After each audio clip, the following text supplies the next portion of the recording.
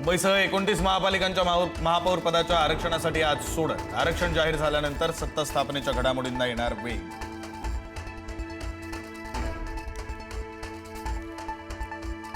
मुंबईतील मनसेचे नवनिर्वाचित नगरसेवक आज गटनोंदणीसाठी कोकण भवनात जाणार। सकाळी 10 वाजता होणार रवाना।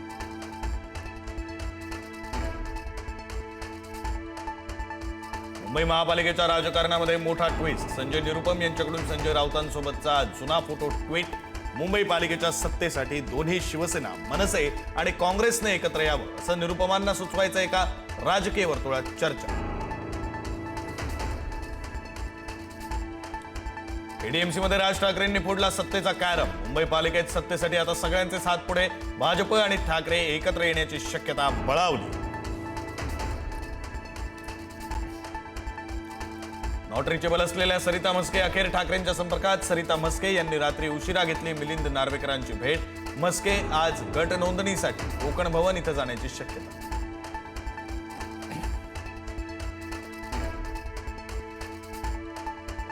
एमआयएमच्या नवनिर्वाचित नगरसेविका सहर शेख यांच्या मुंब्रा हिरवा करून टाकू या वक्तव्याविरोधात भाजप आक्रमक। किरीट सोमय्या, निरंजन डावखरे आज मुंब्र्यात करणार आंदोलन।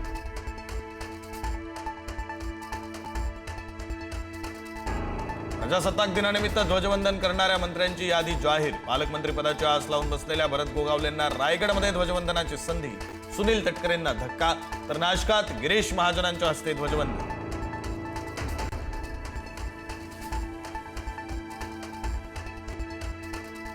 आज शिवसेना, भाजप आणि ठाकरेंचे नेते एकाच मंचावर येणार।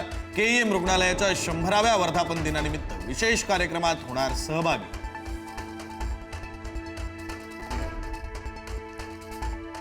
दावोसमध्ये मुख्यमंत्री फडणवीसांचे मोठे करार। महाराष्ट्रामध्ये इनोव्हेशन सिटीची घोषणा। इनोव्हेशन इकोसिस्टीमसाठी टाटा समूहाच्या प्रमुखांशी चर्चा।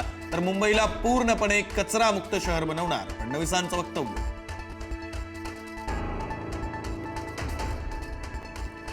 राज्यामध्ये भरघोस गुंतवणुकीसह नवं तंत्रज्ञानही येणार। रायगड पेन ग्रोथ सेंटरसाठी 1 लाख कोटींचे करार। मोठ्या प्रमाणात रोजगार उपलब्ध होणार फडणवीसांचा दावोसमधून थेट संवाद।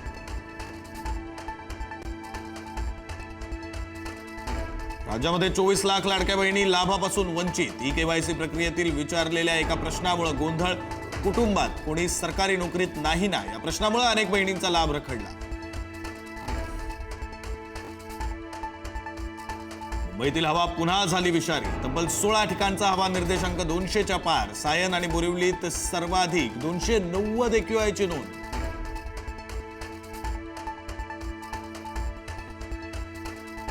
दीड महिन्यामध्ये सोनं तोळ्यामागे 23,000 रुपयांनी महागलं। मुंबईत सोनं 1,61,000 रुपयांवर, तर जीएसटी आणि घडणावळीसह गाठला 1,75,000चा टप्पा।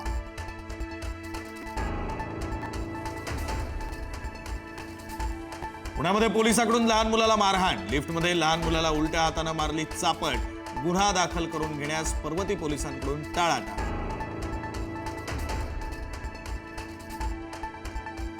बीडच्या अंबाजोगाई तालुक्यातील सायगाव इथं गोळीबार। बर्दापूर पोलिसांनी एका संशयिताला घेतलं ताब्यात। अद्याप गुन्हा दाखल नाही। गोळीबाराचं कारण स्पष्ट।